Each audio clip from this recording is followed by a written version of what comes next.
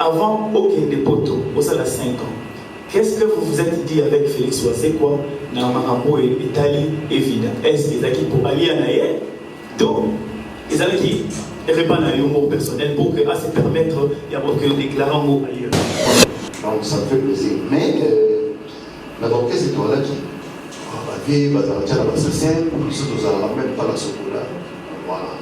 Même pas trois mécaniques, pas trois voisins, tu y es par la route. Tu es par la route, tu es la montée quoi. Voilà. Mais par contre, ça la montée déjà. Moi j'étais surpris, je vais là qui dire voilà, il y a des grands déjà. On est dans sa chemin là-bas. Voilà, le bébé là-bas qui est le gars. Si on a sa femme, comment elle va la pousser, là où il met sa femme, il est évident. Vous êtes mon maman. Voilà les œuvres d'esprit. Et avant ici, Manayo, tu vas payer, on va changer d'exemple. Juste dire là, comme informateur. Là, c'est positionné. Là, la politique, là, c'est positionné, tout ça. Voilà. Donc là, on les apprend dans la vie. Ce qu'on a opposé, que tu vas payer, parce que la difficulté, par rapport à la société, on va passer. Est-ce que, quand on est sur la peine, on est sur la peine, bon, mais quand on peut aussi, ce que tu vas payer. Culture pays pour l'amour azali à Oufiti.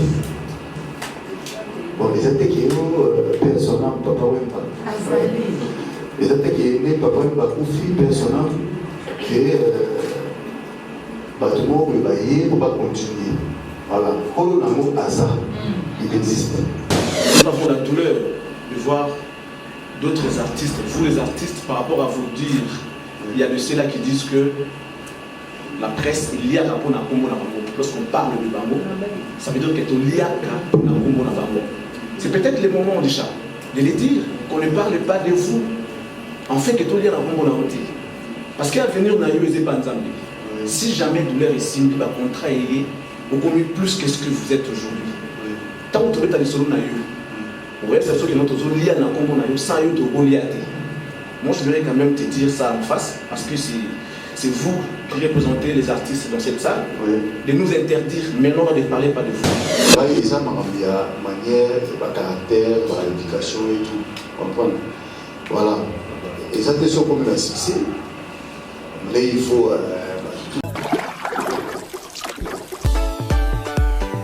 La maison Stelman vous propose des prestations de qualité pour vos gâteaux de mariage, anniversaire ou autres événements. La maison Stelmag vous propose aussi des gâteaux personnalisés pour vos anniversaires ou autres. Contactez-nous au 06 63 30 36 83 ou encore au 07 81 83 15 74. Vous pouvez aussi nous contacter sur la page Facebook Hostelmac.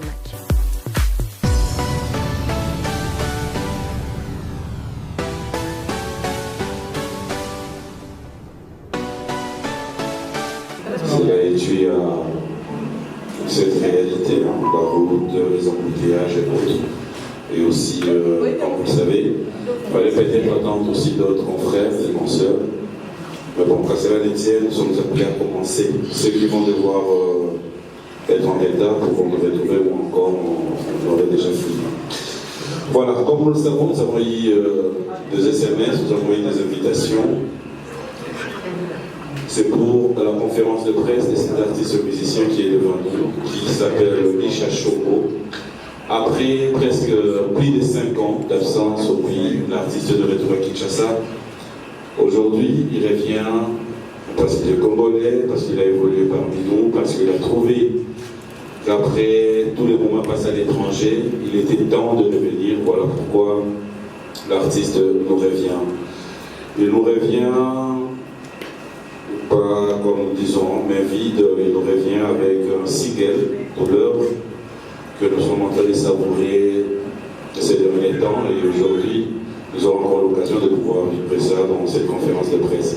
Alors je ne voudrais peut-être pas faire un discours, mais j'aimerais juste vous dire, nous sommes là, nous aurons comme d'habitude à passer par ce jeu de questions-réponses. Avant cela, j'aimerais bien déjà dire une meilleure veille à tout le monde et aussi donner peut-être la parole à l'artiste, peut-être déjà un bonjour d'entrée des jeux et on va continuer.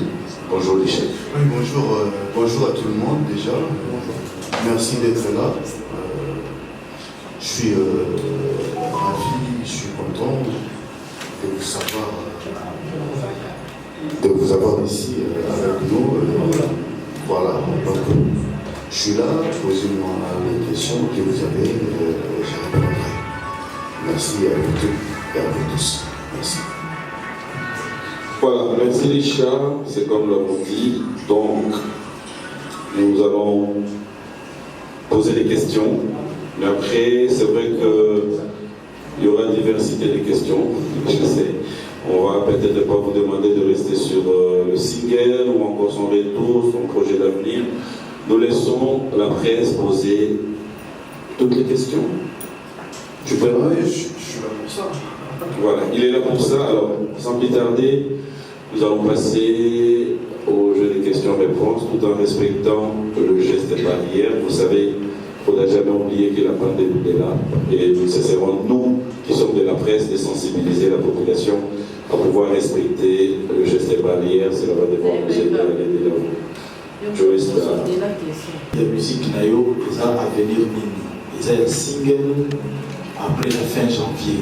Aux Oli Poto, aux Oli Caillou, ou bien négocier, réfléchissement sur ça parce que pendant les 4 ans et demi, 5 ans, presque, la musicien va partir déjà. Dans Nzemboyo, Nayoki, Bapoko, il y a quelques artistes, ils n'ont pas petit, vraiment pas petit, mais est-ce que Baza regroupé dans l'orchestre Moko, est-ce que Okubanda Osala va-et-vient, quel est l'avenir de l'artiste? Et deuxième question, Nangaï, ezali beaucoup focalisé dans titre Nayo, na toutes les questions na émission là-bas. Mais peut-être que d'autres mois chambre un peu plus élargi, un peu expliquer biso au la ligne l'avenir il y a évident où ezali produit Nayo, mais où est Kanami et pas Oazeko. Merci. Là, déjà nous avons la Kim. Nous avons la Kim, nous avons Awa. Voilà, nous avons la musique dans Awa. Donc, 5 ans, nous avons la salle de musique. On a dit que nous avons la salle de musique parce que nous avons la musique dans Kim. Donc, là, quand même, dans la photo, je pense qu'il y a un expliquant déjà la peine à la émission, mais l'expliquant peut manquer. Vous allez dans un rapport familial, purement familial. Donc, vous avez écouté nous, et donc, qui est cohérent. Vous avez un rapport familial, donc, si, donc, ce que vous avez l'image du hier, la photo, à chaque dimanche, à chaque vendredi, à samedi, tout ça, on n'a jamais l'image de la. Donc, voilà. Moi, je ne dis pas la musique de la photo. Dans le salon de qualité, dans le salon de Cambo, des alliés purement familiales. Malheureusement, avec la choix de l'été, c'était presque un dilemme. Je peux dire un dilemme, hein, parce qu'il fallait choisir. Il fallait choisir faire la musique ou faire ça. En gros, donc, tout expliquer, voilà. Et mais il y a une place là-bas, après ça, on a la salle. Voilà, parce que les alliés vraiment. Facilité et puis on n'a pas éclairé parce qu'il fallait faire des allers-retours Londres, Belgique, Londres, Paris, les avocats, les tribunaux et tout, donc vous avez facilité. Voilà, je vais mettre en rose. Mais à finir, on a déjà parlé à finir dans la musique, orchestre, c'est la main de Tskaki, bon, petit Tskaki qui, bon, rien n'a eu comme un petit faux. Voilà, mais ça va pas jouer, ça va. Il faut pas finir absolument. Donc voilà, on est là, on a quelques éléments pour nous.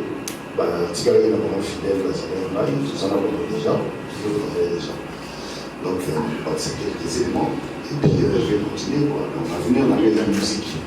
Voilà. Pour ça, il y a l'avenir Evida, la deuxième question. Evida, bon. Evida, bon. Evida l'avenir, non. Avenir, c'est la douleur. On voit, mais il y a celui pour comprendre. Evida, c'est le passé. Moi, je vais vous montrer, je vais vous faire le passé. Je vais vous faire le présent et l'avenir. Voilà. Donc, Evida, et ça, c'est une référence. Oui, oui. Bon, par rapport, il y a.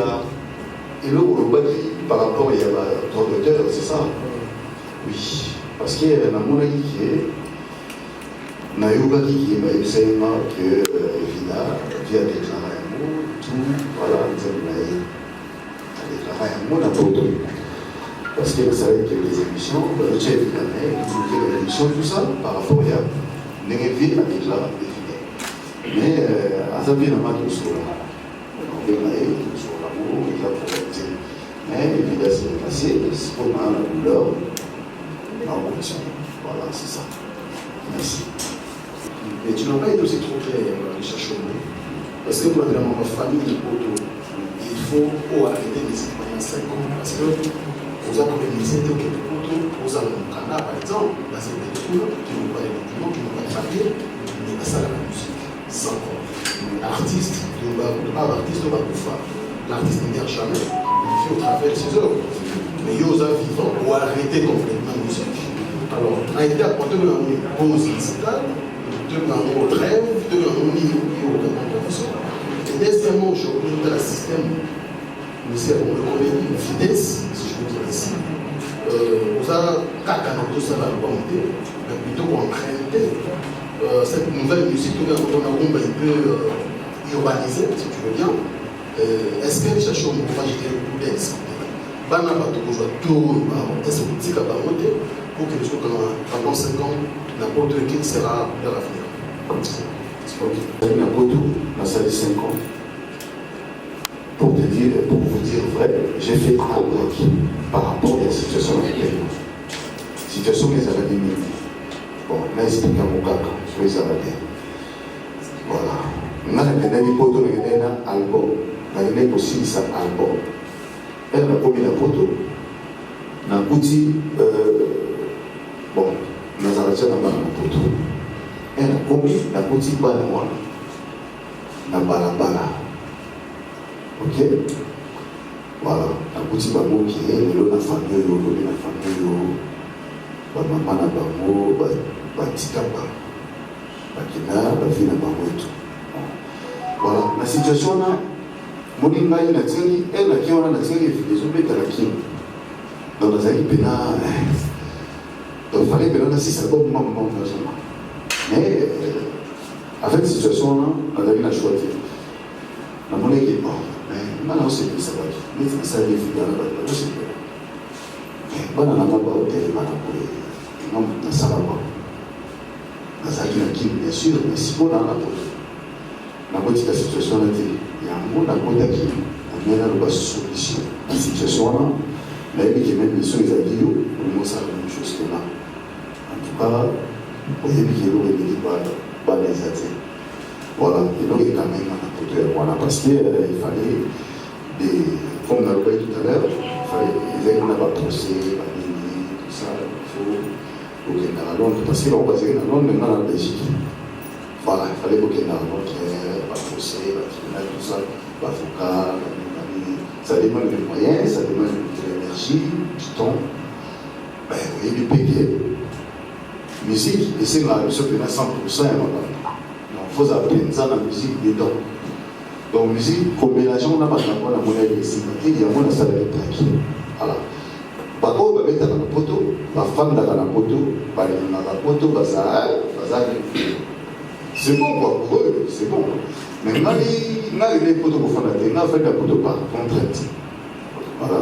On a ça sans il y a un tout à l'heure, la photo n'a pas été musique. On n'a pas fait la musique, la photo de nous avons fait la musique qui. Voilà, c'est comme ça. Nous sommes musique qui. Voilà, j'espère qu'on comprend le maillot. Le tour maillot par rapport à la crise de la musique. Voilà. Par rapport à vitesse de la musique, c'est pas un problème. Musique, si tu as la pote, là, la musique a beaucoup trop. Donc là, il y a la musique. Donc c'est facile de s'adapter. De s'adapter à la réalité. Sauf qu'il y a une vision que toi, la vision, en tant qu'artiste, je dois avoir une vision par rapport à ma musique. Voilà, dans la vision normale, mais s'adapter maintenant. Mais pour la musique, ils sont dynamiques. Donc, ils ont roulé tout le temps, ça change. Voilà. Donc, tu reçois, mais tu regardes dans la vision parce que n'a pas s'arrêter au bas ça. Donc, si on commence à faire au bas ça, on va se laisser, on va se rapister. Voilà, merci. Maintenant, Présente Ado Yoé. Ma question est la suivante. On l'a dit tout à l'heure que la musique est dynamique. Par rapport à Flow, il y a différents singles, l'album est mis dans le mois de décembre. Personnellement, il y a 4 dynamismes.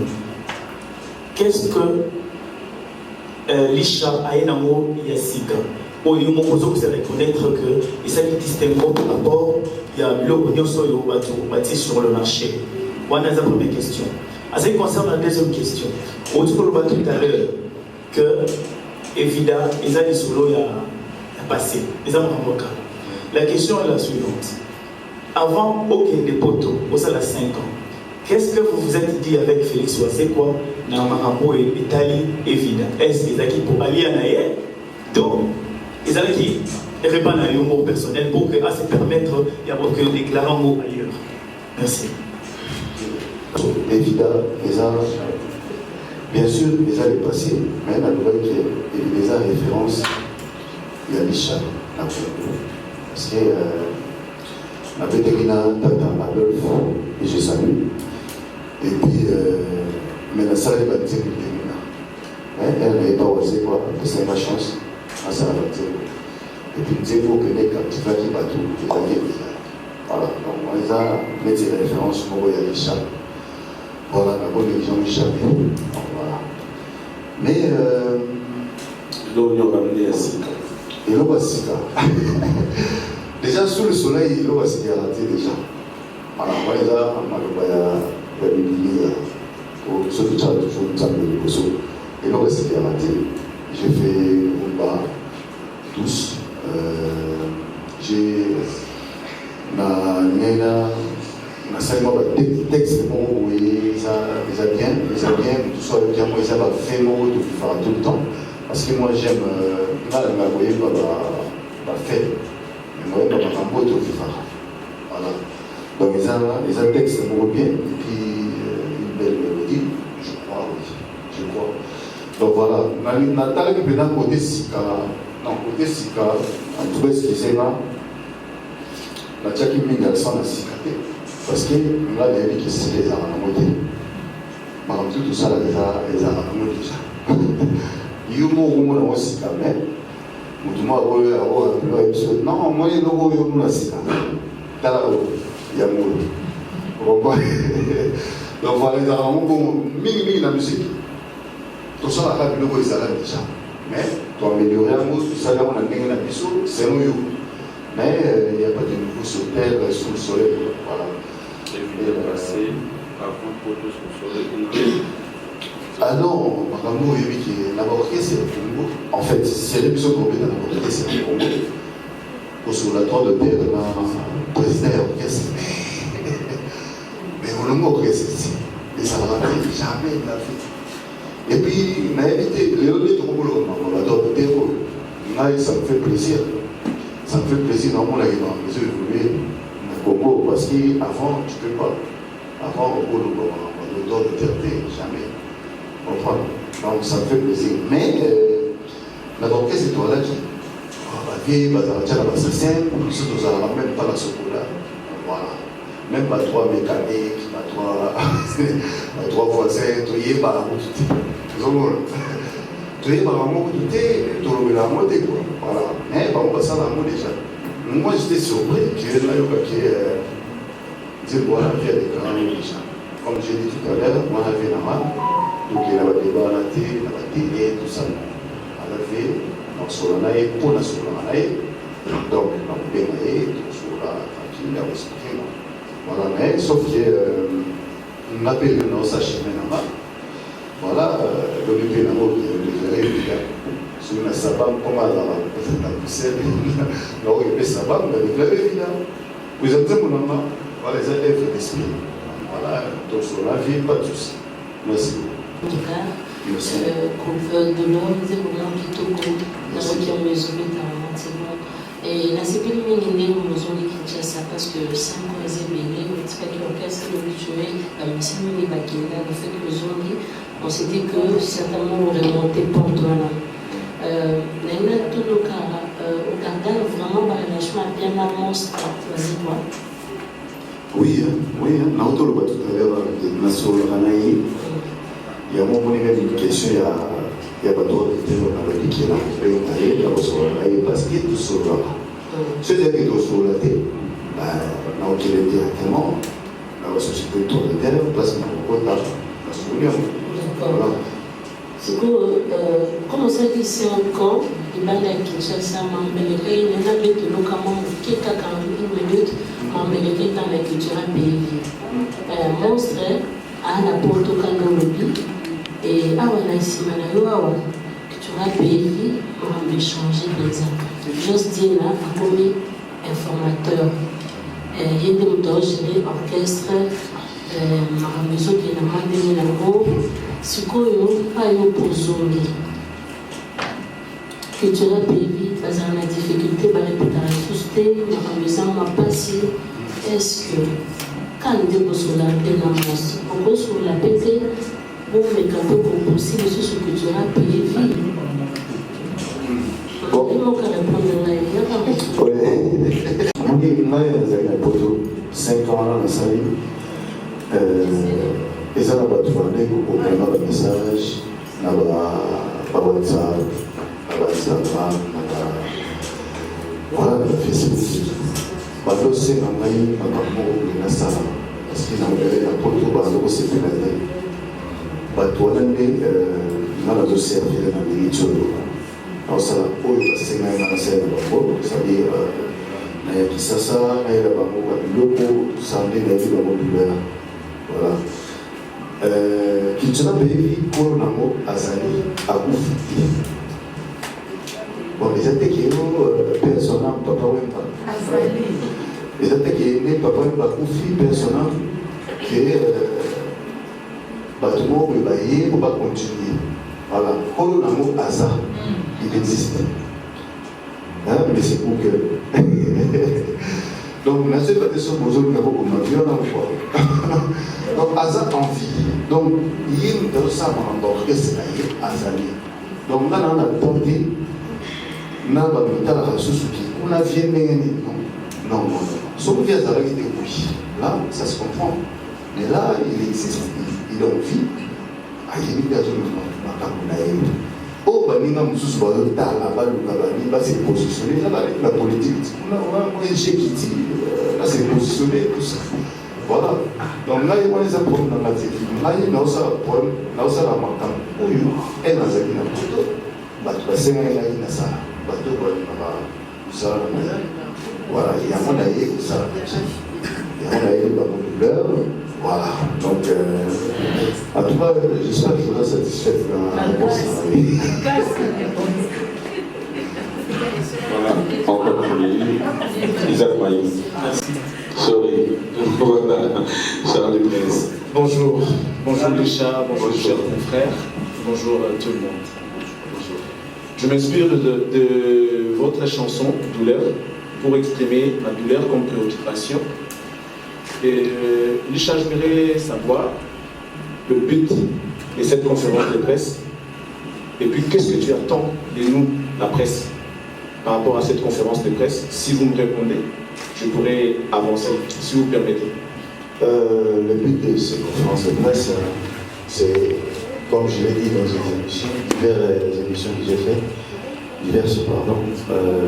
c'est pour présenter ma nouvelle chanson. Douleur, j'ai dit, de vous le présenter au public officiellement la chanson, mon single légendaire.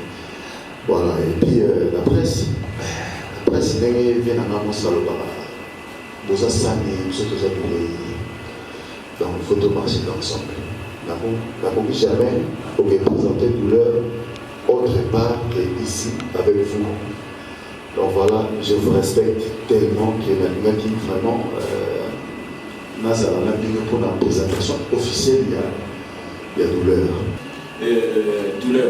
Et par moment, nous avons la douleur de voir d'autres artistes, vous les artistes, par rapport à vous dire, il y a de ceux-là qui disent que la presse, il y a rapport à Kombo.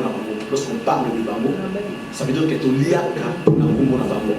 C'est peut-être le moment déjà de les dire qu'on ne parle pas de vous, en fait que tout y a Kombo. Parce qu'à venir, on a eu les Banzambi. Si jamais douleur est simbi, le contrat est beaucoup plus que ce que vous êtes aujourd'hui. Tant que vous êtes à l'issolo, ouais, c'est sûr que notre zone liée à Kombo, sans eu de Goliath. Moi, je voudrais quand même te dire ça en face, parce que c'est vous qui représentez les artistes dans cette salle, de nous interdire maintenant de ne parler pas de vous, de ne pas parler de vous. Okay. Pour que tous les artistes soient à la Kombo. Ça, c'est la préoccupation. Si vous voulez, vous pouvez répondre. Alors, question à les alliés. Actualisation, c'est-à-dire mise à jour, il y a dans la musique. On commence à comprendre, selon une vision un peu plus élargie, qu'au fil du temps, l'orchestre est qui est en bouffa. Parce que comme on charge pour les producteurs, c'est là qui bougent, ils ont de la chance. Mais seulement tout le monde a allié au Bango qui est là, l'orchestre est en voie de disparition. Et comme il y a un mois restreint, sans charge de bien à Salamara, vous ne pouvez pas se retrouver. Oui. Imaginez qu'on vous appelle 40 personnes au Kepoto, au Beta, dans une salle. Ça n'existe plus. Oui. Alors, il y a besoin d'installer. Pourquoi ne pas rentrer déjà dans la vision pour y aller déjà en train de tomber dans le piège peut-être. Merci beaucoup. Et ça n'a pas été Bafoulio Bafoulio Obimi, oui. Mais nous avons dit sans orchestre. Normalement, la Congo, ce n'est pas pour ma sans aller dans l'orchestre. Voilà, c'est mon opinion. Parce que partout dans le monde, il y a un bon, sauf Bissot. Bon, Bissot, tu as un bon, bien sûr que Bissot, tu as un oui, mais sur le tel pénal, au salut bilan, il y a l'orchestre, au monde entier. En tout cas, 80% ils avaient un négatif. 80%. Moi, 20%, j'ai réussi ça ici. Mais, si tu as des bélés, tu as un pote de bélé.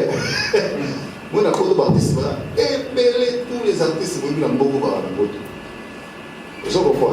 Voilà, pour la ligne, parce que, bon, je vais avoir l'opportunité, oui. Mais, la musique, mais, moi, ça, la musique, plus, bon. Nous sommes un peu plus bas, plus que ça. Voilà.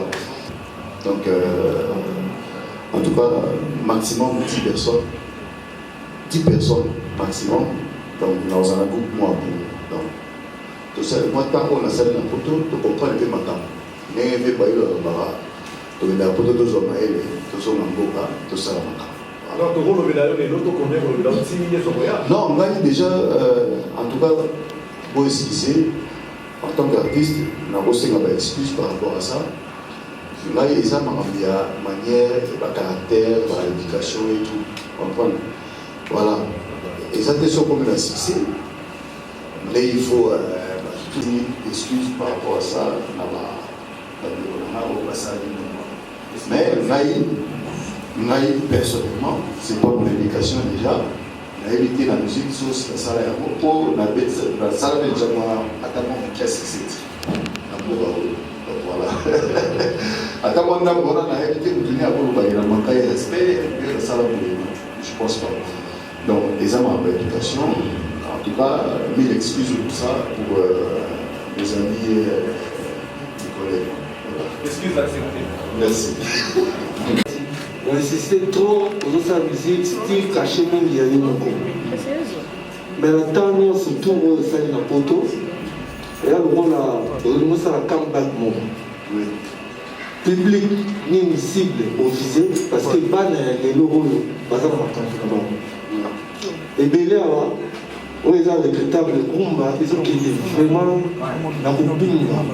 rumba la biso dombolo toyebi ekomi onga asala na rumba trap onga iso afro nini alors yo ozosala style nini oza na rumba kaka to okomeka mpe courant wana mosusu parce que bano efo teni compte na bano baye lelo baokota na je na yo to okaimpose kaka elisha wana ya kala toyebaki epuis nani azoproduire lisha shongo featuring ezali parce que lisha abongaki na temps bamosusu batalaka ke nazolono mwa kingandi akota na je pour ke nazonga lisusu na temps featuring ezali na baprojet na yo ya ozosala epuis quelque part nasuka olobi osambelaka obetelaka biso masumu mwa magie noire est-ce que musique moko de tout ça na pe mwa magie okotaki yango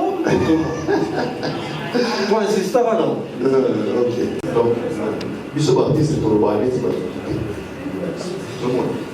donc ezaka pour dire mayele ya moto moyindo yango nalobi yango magie noire voilà c'est tout donc eza nango simple donc voilà ezaki cité ezaka mayele ya moto moyindo voilà neti mero asala kwanga nayebi azala mero moto asala kwanga na alela ye mabe moi magie wana bor moi tokapina na ba 350 degré me mai ekota te na mikasa j'imagine moi ba magie wana moto moyindo voilà moi neti mondele asali moso batelefone micro toloba mondele imagine mayele ya mondele batelefone bacaméra tout ça mayele ya mondele donc c'était juste pour dire ça et on a le bas magie noire voilà mais pour l'instant on a la douleur donc douleur voilà voilà on a signé la douleur magie noire est volée après pour cela public cible oui comme j'ai dit tout à l'heure nayebi naza conscient naza vraiment conscient de la réalité donc mais babandaka na quelque chose faut banda osalima pas moko après deuxième troisième voilà nakosala makambo nyonso mpona moko te donc nga nasali comme bato nde molobi na otozonga il a fallu nazonga na quelque chose et j'ai trouvé que nazonga eloko créé na monde voilà en même temps je continue à travailler nayebi ki eza na bato mosusu natikaki il y a 6 ans bazalaki bana mike voilà lelo baboli voilà ezape mie nasalela bango mpe voilà tobo makambo wana eza bacuisine interne totala ndenge tosala mais nde nalobaki kaka on va s'adapter par rapport à la réalité po toza conscient ya réalité po eza sikoyo mais en tant qu'artiste il faut imposer quelque chose de toi voilà okoyika te kosala kaka makambo comme eza boye comme eza noir donc yo blaise existe sous te faut pas noir moi en tant qu'artiste style na ma vision na ma on continue na moi mais tout en s'adaptant à la réalité voilà. Merci. Quel style on va prendre le droit de quel style dans des projets de venir qui te produit et je pense faire une featuring de... Oui, ça. En fait, pour le moment, dès la loi qui tout à l'heure, NASA a contrat la distribution pour la single et la production dans la producteur. Voilà, pour l'instant, dans la maison PDK Musique Africa pour travailler sur la distribution de Après, on va voir comment ça va évoluer. Maybe qui évolue. Après, on verra. Mais pour l'instant, on a la distribution.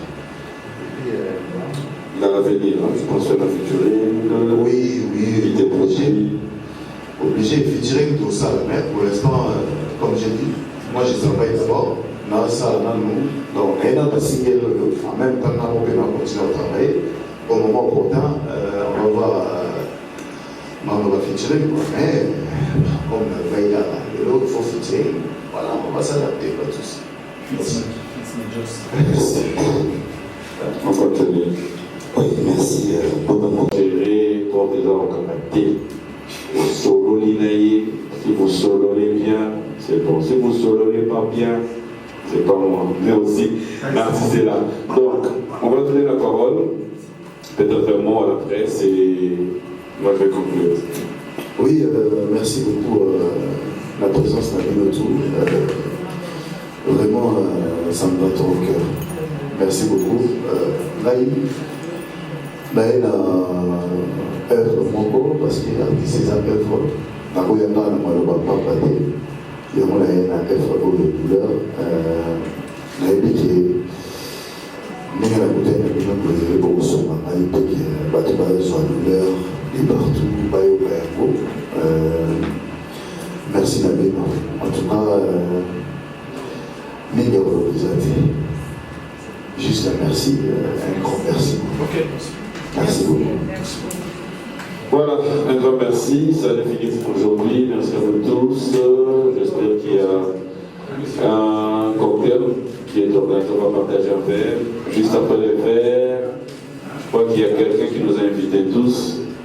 La personne qui nous a contactés, je crois que c'est Macri Kamba. Elle est dehors. Elle va devoir faire quelque chose pour tout un chacun. Du reste, un grand merci à vous tous. On va peut-être... La maison Stelman vous propose des prestations de qualité pour vos gâteaux de mariage, anniversaire ou autres événements. La maison Stelman vous propose aussi des gâteaux personnalisés pour vos anniversaires ou autres. Contactez-nous au 06 63 30 36 83 ou encore au 07 81 83 15 74. Vous pouvez aussi nous contacter sur la page Facebook Hostelmac.